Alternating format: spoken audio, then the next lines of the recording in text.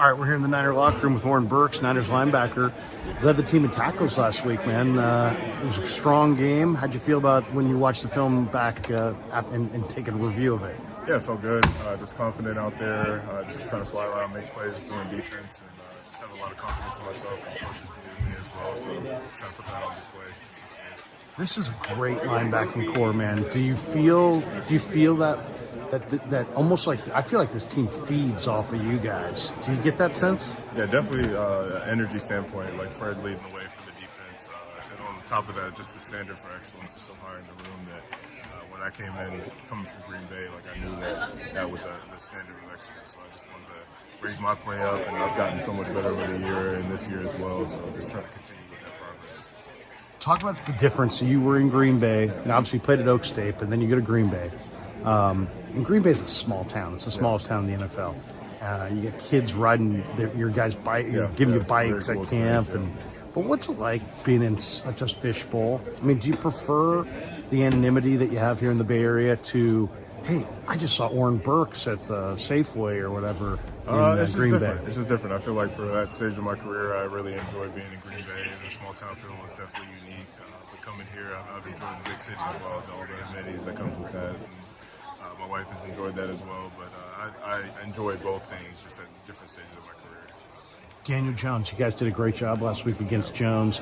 He can get loose for big runs, but he didn't. Yeah. How much of that was the linebacking core? How much of that was the D-line with a coordinated rush? Because it just seemed like you guys never gave him a lane to take off. Yeah, I think that was the emphasis going into the week, just making sure we limited his big play capability on the run, and I feel like it was a collective effort. It wasn't just a linebacker, it wasn't just the defensive line, it was also coverage, being sticky on man coverage and things like that gave us opportunities to get sacks and get pressure and things like that. So I feel like it's a collective effort.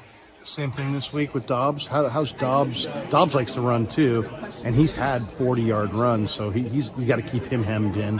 Yeah, when you watch the Cardinals, what do you see with Dobbs? Yeah, he's definitely dangerous if you give him opportunities. He's pretty athletic, and when you give him the read, he'll go for it. And he's playing with a lot of passion out there. You can definitely tell that he wants to be out there. He's getting the opportunity that he's been looking for a while, and he's finally getting that opportunity. So I feel like, again, it's going to be a collective effort. Defensive line, linebackers, and DBs all just like rallying when the time comes.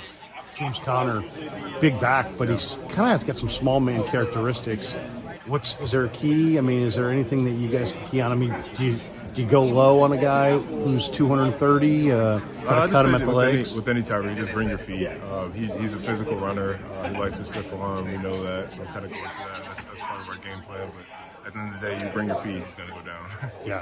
What did you take away watching Dallas and Arizona? I mean, you don't want to get caught looking ahead to Dallas, but it seems like the fact they pulled the upset almost eliminates that as even a chance that you guys would overlook these guys. Yeah, I mean, Dallas was a great team. In Arizona, I feel like they came out with the right mindset and intent, and they showed on tape, and I feel like when that time comes, we'll look at the Dallas film, but right now we're really focused on the Cardinals.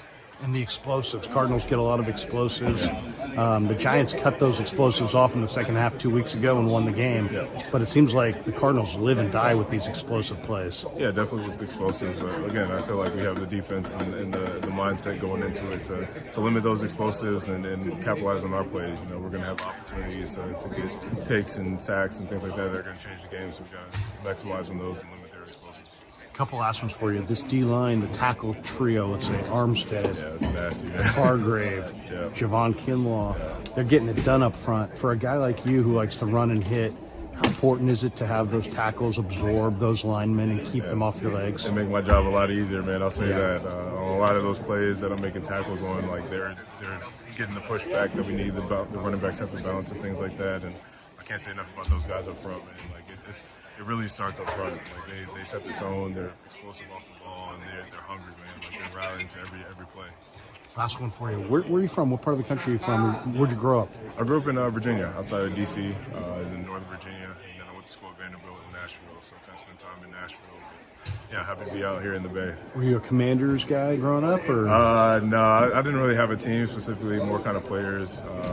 My dad grew up with actually Charles Haley, who played here in the Cowboys as well. And James Madison. Yeah, James Madison. My dad went there as well. And then, it's a good school, JMU. Yeah, right there on 81. So, yeah. You liking the Bay weather here? I mean, you know, you go around the country, you're talking about some places that are humid. Yeah. What do you think of our weather? What do you think of our Bay Area weather? It's honestly the best of both worlds, man. It's like it's pretty consistent all year round. Like you still have your beaches, you have your mountains, and it's kind of got all the terrain that you can look for. And it really threw me for a loop last year. Christmas, it was probably like 60 degrees. Right. I used to be in Green Bay where it's negative, that kind of thing. So. Yeah, enjoyed it. Yeah. Hey, man, appreciate your time. Enjoy the Bay and keep doing good things, man. We appreciate you. Yeah, absolutely. Thank you. Yeah.